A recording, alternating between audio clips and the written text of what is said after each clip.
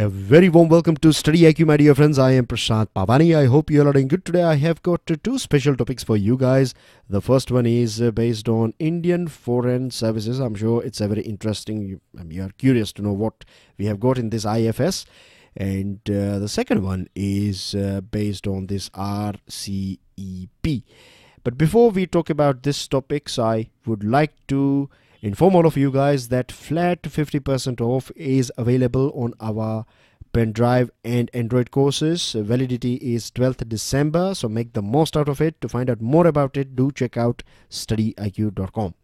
Now we are going to talk about this Indian Foreign Services. Where do we stand? What's our position at present as far as our country is concerned?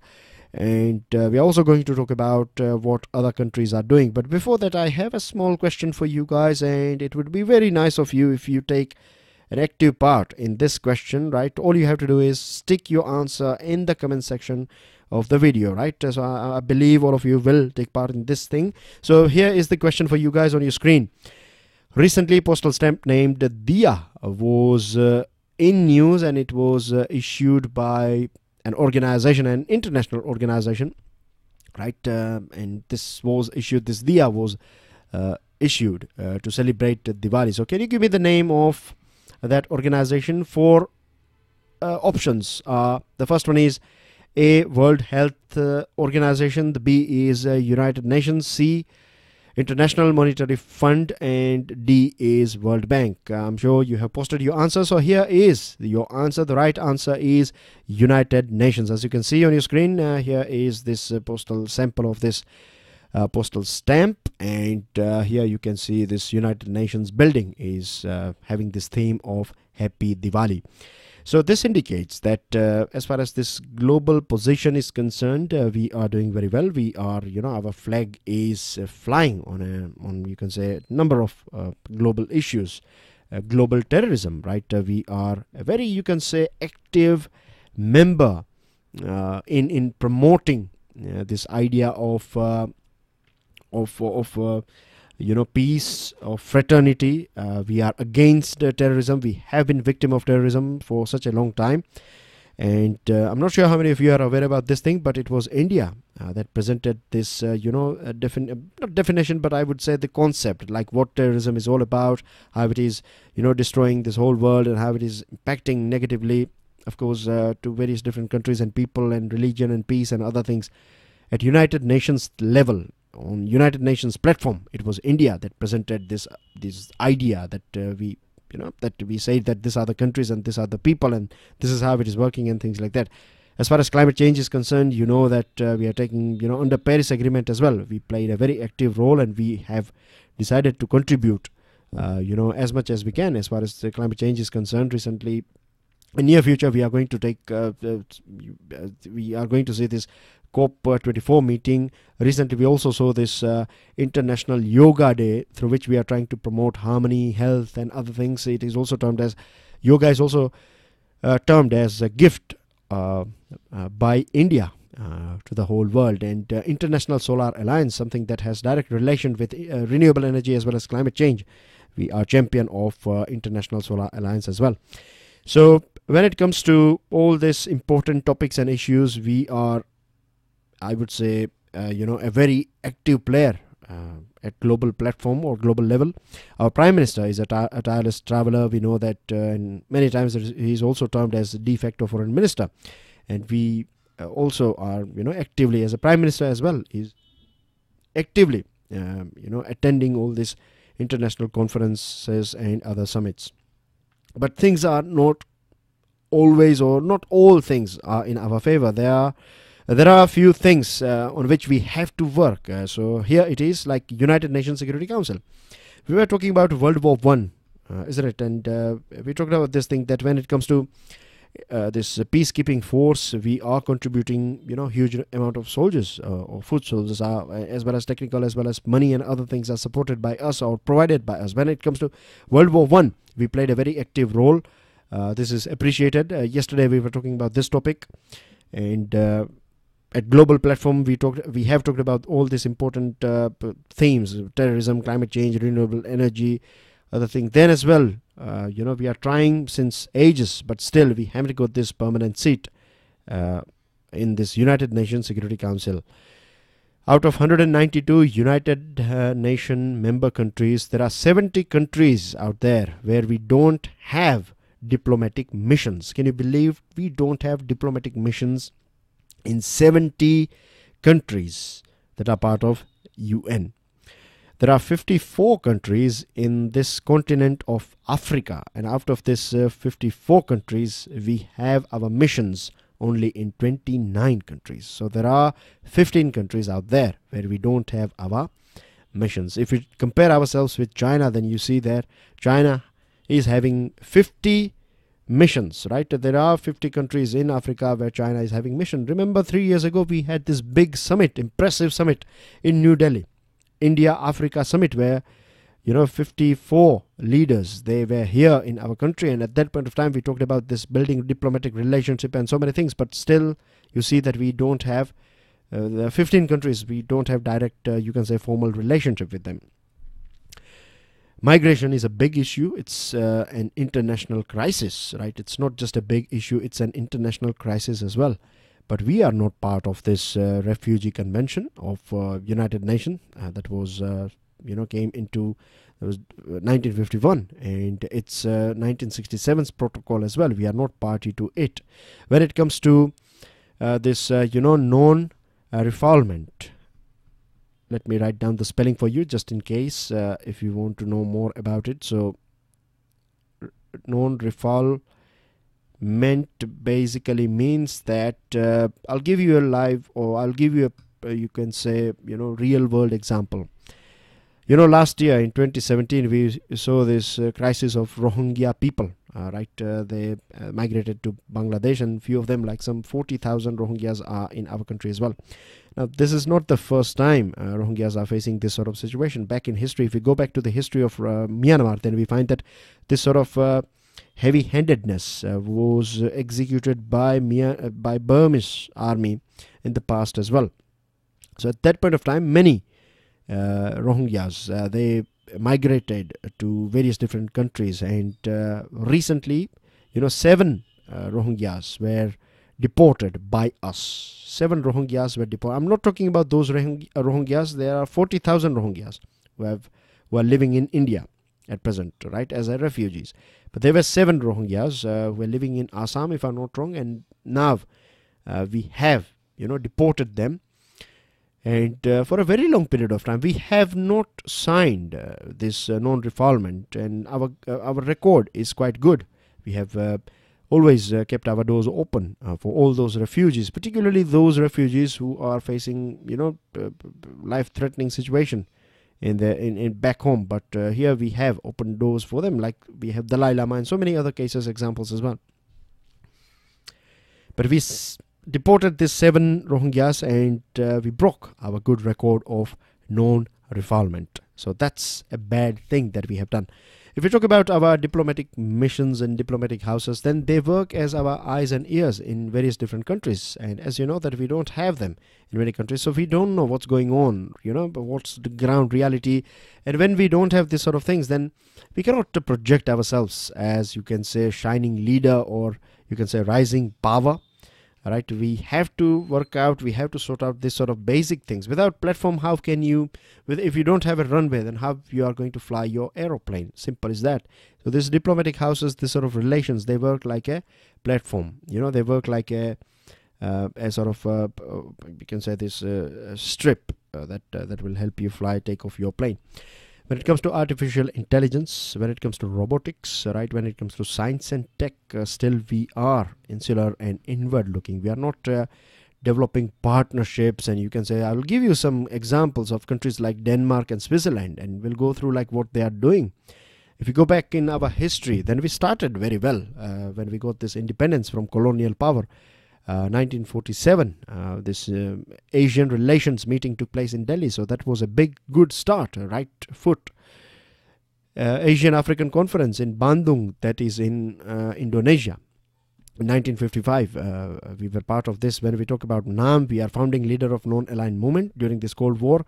SARC as well was was projected to work just like European Union, and it was believed that SAARC can convert this Indian subcontinent into, it will create prosperity matching with or resembling with European Union. But because of this arch rivalry between Pakistan and India, this SAARC is a big failure. When it comes to ASEAN, we have some ancient relationship with ASEAN countries. Buddhism is a very important cultural link, and there are so many other commonalities as well. We were talking about this thing yesterday, remember, but still our overall trade, our overall engagement, people to people contact, or may just give you one example, maybe if we talk about religious tourism, we should be getting crores and crores of religious tourists from ASEAN countries, but we are not getting that. So here there are so many things in which we are missing. As far as our IFS, that is Indian Foreign Service, is concerned, look at the size of our country, look at this overall strength of IFS. It is nothing. Even the budget as well, even the money that we are allocating for our IFS is, or Ministry of External Affairs is nothing when you compare it with a tiny country called Japan, right? Japan's external publicity budget is larger than this entire you can say entire budget of India's Ministry of External Affairs. In 2016, August 2016 to be precise, Parliamentary Standing Committee listed 19 recommendations to expand India's diplomatic corps, right? This back in like 2 years ago. This Parliamentary Standing Committee said that we need to take some 19 steps, 19 recommendations, and some of them are in front of your screen. Like one is lateral entry, which is a very good idea. Lateral entry means that if you have an expert, like we have some experts working in various different ministries, they are very good with diplomatic relationship, they have this knack, they have this this understanding, they have that interest, as well as they have this expertise in this area. They know how to win countries, they know how to bring investment and other things. Most of them are working at a state level administration. So if we have this sort of people, all right, if we have this sort of bureaucrats or officers, then we need to bring them on board. We should create a place for them in our Indian Foreign Services. Then there are a few academicians out there, there are domain experts as well, so we need to take them on board with the help of this lateral entry. This was one of the recommendation of this Parliamentary Standing Committee. Then it also recommended that we need to expand our training skills as well as foreign languages skills. As far as strength is concerned, we have sanctioned a strength of 912 in our Indian Foreign Services, but at present, as far as November 2018 is concerned, or 21st November 2018 is concerned, 770 officers are there in our IFS. There should be 912, and I think 912 is again a small number. We should have at least 2000 plus if we want to expand. We still remember that we don't have missions in 70 countries, so that's the reason I'm saying 2000 plus minimum should be there. Or even if we have more than that, then that's as well fine, because look at countries like USA and other countries. They have their reach and spread in each and every corner of this earth. And our government has not even undertaken a mandated 2-yearly review of resources over the past 12 years. So look at this lethargy here. January 2018 action taken report was issued by government, and it says that out of these 19 recommendations, government has accepted just 8 recommendations. So this is the position here. And last 2 items, I was talking about this countries like Switzerland and Denmark and other developing countries, what they are doing, because world is not going to wait for us. Switzerland's network of science and technology outposts, SwissNex, with offices in the tech and innovation hubs, are in Boston, San Francisco, Rio de Janeiro, Shanghai, Bangalore, right, is managed by country's foreign ministry. They know the power of science and tech. They know the power of expanding branches in various different parts of the world. Denmark has set up an innovation center in Silicon Valley to create this golden triangle where your bank or your capital, your money, your research institutions and your companies can interact with each other, and then you can, with the help of products and services and economics, you can rule and you can do things that are in your country's interest. Second topic of the day is not special topic, but this is a news item, and it's a very important news item because yesterday we were talking about our president's visit to Vietnam. Today our president is in Australia and the capital is Sydney, and this is as a president, this is Kovindji's first state visit, and he also said that this is a matter of pride because Indian community is held with high regard and contributes to society and economy of Australia. He also talked about these doctors, teachers, bankers, technology specialists who are adding value to Australia. When we talk about Australia, there are two things, right? First one is this large number of Indian students who are going every year to Australia to get their higher education, and the second thing is cricket, right? We have this good relationship with Australia as far as cricket is concerned, and don't underestimate the power of sports, because I'll give you one example. Two arch rivals, South Korea and North Korea, right? We see a thaw, that means a warmth taking place in the relationship between North Korea and South Korea, and it all started because of this visit of North Korea's leader's sister. She took part in this sports event that was held in South Korea. So sport, it can mandatize, it can heal wounds, it can create that platform. Apart from that, I would like to add one more thing, that I have got a very interesting topic for you as far as this Australia-India relationship is concerned. The contribution of India in World War I. If you are a new student, if you have just this is your first lecture, then I will recommend you guys to check out last 3 lectures, and you will come to know about India and World War. We have talked about our contribution, that our vice president was in France, and millions of Indian soldiers have took part in this battle of Cambria. So this is our contribution, and Australia was a colony of British Raj. So that we are having this common theme between us. We are part of this Commonwealth as well.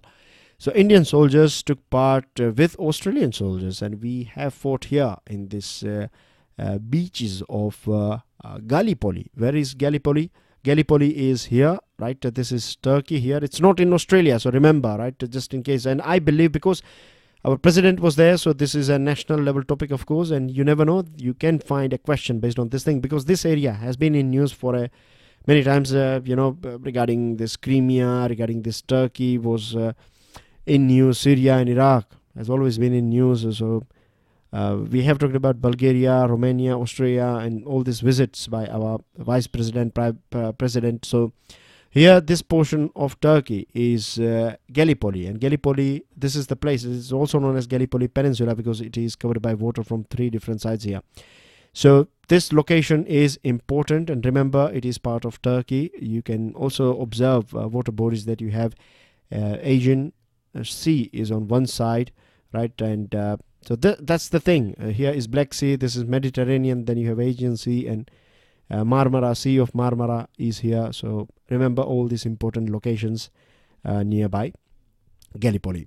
Moving on to another item coming from MHRD, Institutions Innovation Council program has been launched by Prakash Javadekar ji, and this will work under this ICC, will work under this innovation cell of MHRD. Innovation cell at this, the main purpose of this innovation cell is to promote innovation, of course, right? And we understand this role of innovation, we understand this role of expertise, we understand the role of science and innovation thinking, trying new things and all these things. And we know that this developed countries are developed countries because of their research centers. We know that this contribution of these research centers and the role it has played in development of a country. So all these things, they are adding value to various different countries, and this is what we want. We want to add value to our human resources, right? This is the most important thing.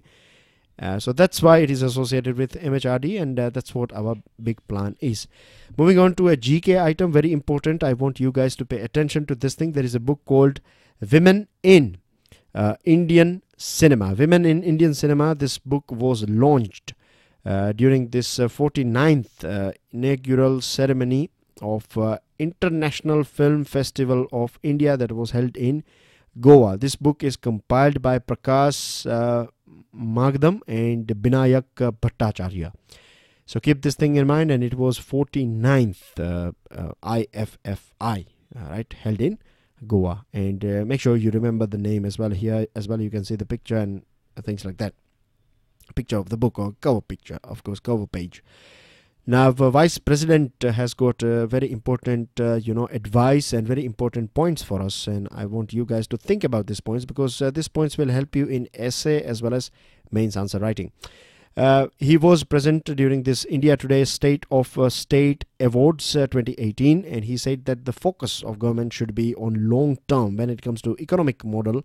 Right? It should focus on betterment of people, and it should not focus on short-term populist measures. And this goes for central government as well as all the state governments, because here he's not talking about he's not talking about central or any particular state. He's talking about our overall economy. The other thing is, he also said this thing, and this line is important as well. He said that this relationship, this federal relationship, should be built on trust, transparency, and mutual respect. And he also talked about this thing that, and this is something that if our politicians and political parties, if they start following this thing, then that will change so many things in our country. What he said is that elections, once elections are over, then this differences, this political differences, this this tit for tat and hitting each other, this sort of things should come to an end. Ruling party must not be bogged down by dilatory tactics. At the same time, opposition parties must be given the space. So here his view is quite balanced, and we really appreciate for this sort of balanced view, and from our Vice President. Very good decision for India and Pakistan's relationship. Kartarpur Corridor got its green signal from Union Cabinet. We are going to develop this Kartarpur Corridor, and from Pakistan side as well they are going to develop. So we are going to meet somewhere in between, and this is our portion here. India, this is red line, is India-Pakistan border. This corridor distance is about 2 kilometer as per this map. In some sources it is said 4 kilometer, but the most important thing is why it is important, because Guru Nanak Dev Ji spent the last 18 years of his life in this Kartarpur Gurudwara, or this place called Kartarpur, and we have this Dera Baba Nanak, and this connecting this two place into one corridor, that's going to bring cheers on face of our Sikh brothers and sisters, as well as so many people of our country. At the same time, it has this potential to it's basically you can say a right foot it's a new start, I would say. After such a long period of gap, this is a very good way to start our relationship and start our discussion. 550th birth anniversary of Guru Nanak Ji is falling next year, and Government of India has said that we are going to celebrate it throughout the year across the globe. So that's good news again. And Cabinet Committee on Economic Affairs took this decision that 100% of food grains and 20% of sugar shall be mandatorily packed in diversified jute bags. And this will help farmers because jute production is quite prominent in West Bengal, Bihar, Odisha, Assam, Andhra Pradesh, Meghalaya, and Tripura. And I have got one world news, and then we are talking about recap. So as far as world news is concerned, it is about European Union and Britain today agreed to a draft declaration on their post-Brexit relations that sets out an ambitious, broad, deep and flexible partnership between both the nations. Now, recap is basically about the 16 countries in which India is also part of the 16 country, and China as well. RECAP stands for Regional Comprehensive Economic Partnership. Total, it represents 3.6 billion population, 25 trillion of GDP or global GDP. You have this 10 countries of ASEAN, all the names are here, And then you have other countries. Of course, we have India, then you have China, South Korea, Japan, Australia, and New Zealand. So 10 plus 6, total 16 countries that we are talking about. It's about enhancing cross trade, free trade agreement between all these countries. And India is a bit skeptical about this thing, because India is worried about this Chinese goods that will be dumped here. And after this Trump administration's pull out of this TPP, that is Trans-Pacific Partnership, and this China is not part of this TPP. So it is under pressure. Global trade war is going on, and China wants to expand its business. It wants to invest this money in future projects because it has made money, but now it's the time that it has to invest it somewhere. So this is the right time. China is under a little bit of pressure because of this TPP, and this, it's not part of TPP. This USA pulling out of TPP, and then as well members are going to go ahead with TPP. So China wants to enter this market, and this is the right time where we can pressurize China, and we can persuade them to agree or to adhere to tighter rules based trade framework. And this is this one, right? This RCEP, we can create some more, we can add some things that are in our favor. Now the other thing is, see, the problem is that we are focusing too much on goods. What we are thinking is that we will be flooded by our goods, but we have to understand this thing as well. Like China is not a good place for production now as far as cheap items, or if you want to produce cheaply, then China is not the right place. There are some ASEAN countries, and then India is also a good option. So Japan is there, China is there, Australia, New Zealand, all these countries, then other countries of ASEAN, they can invest in India under this Make in India, and they can produce things that can be sold in different parts of this RCEP. So that's a thing that we need to focus on. The other thing is, if we don't make that much in goods, then that's fine, but we can always promote our services. We are a country that is good in services, so this is our strong area, services. So rather than going ahead with just manufacturing, we should think big, and we should try to enter this group and try to promote this services, our expertise. So that's everything in today's discussion. I'm sure that you'll download the PDF of this lecture from my FB page and Twitter handle, and I'm sure that today's discussion was fruitful for you guys. Do make sure that you share this lecture with other students, and of course, if you have loved and liked this lecture, then don't forget to hit the like button. I'll see you tomorrow. God bless you all. Jai Hind.